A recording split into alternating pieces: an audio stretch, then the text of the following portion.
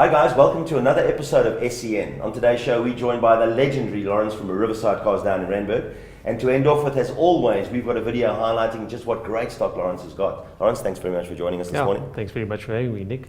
Lawrence has been around the block more times than even me, I've got to tell you. But I've got to ask, Lawrence, you've been in business 35 years now, or 30 years at Riverside Cars. What is the secret to your success down there?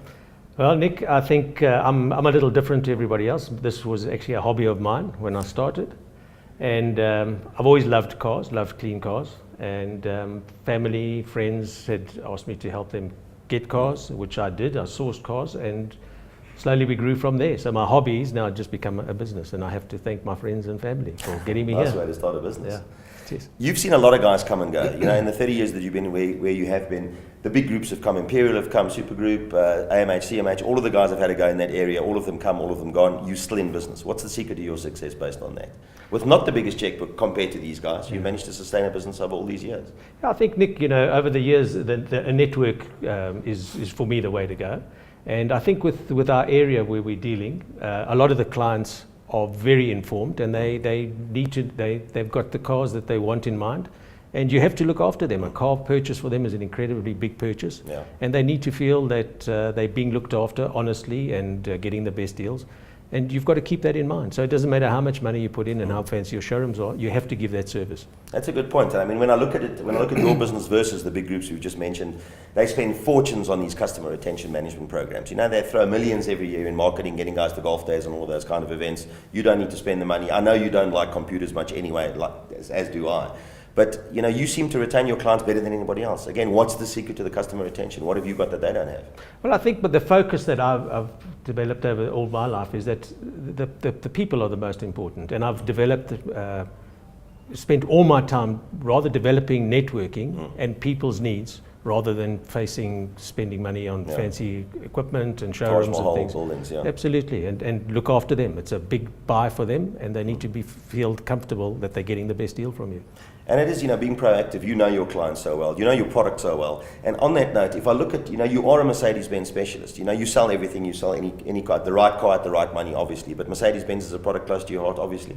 Why Mercedes-Benz? Well, I've always enjoyed Mercedes-Benz. Right from the beginning, in 1971, I bought my first Mercedes-Benz from my father's accountant. And I've had Mercedes since then. So I'm comfortable with the product. I have a lot of confidence in the product. I have a workshop next door to me that specializes in Mercedes-Benz. It's an Austrian guy, so he's a specialist in Mercs. And I'm comfortable. I know the product well.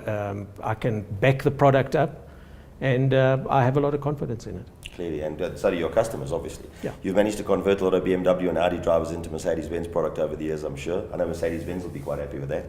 Of all the cars you've ever had, and you can't help but ask a dealer this, of all the cars you've ever had, has there been one car that you wish to this day that you'd still held on to and not had to sell? Yes, there is. There's a 2010 SL65, lovely V12 motor in white with blood red seats.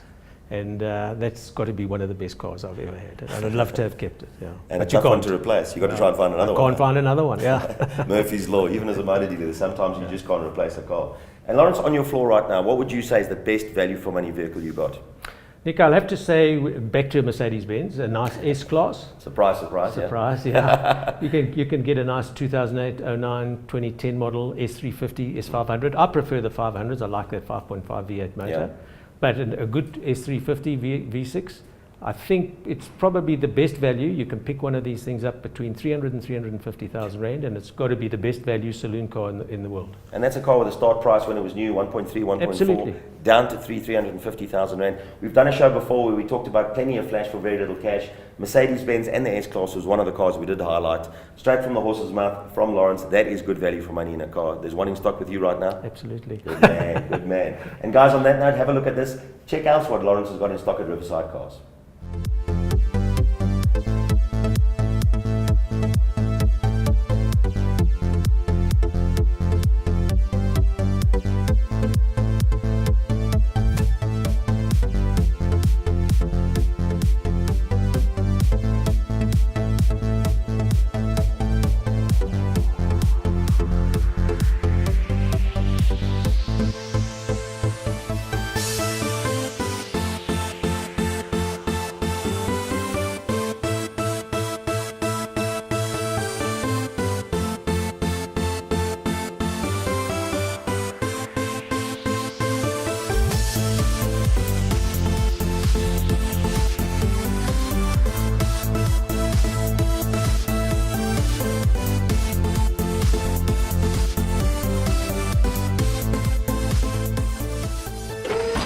Lawrence, thanks very much for joining us today. No, thanks very much for having me, Nick. Always nice to talk to you.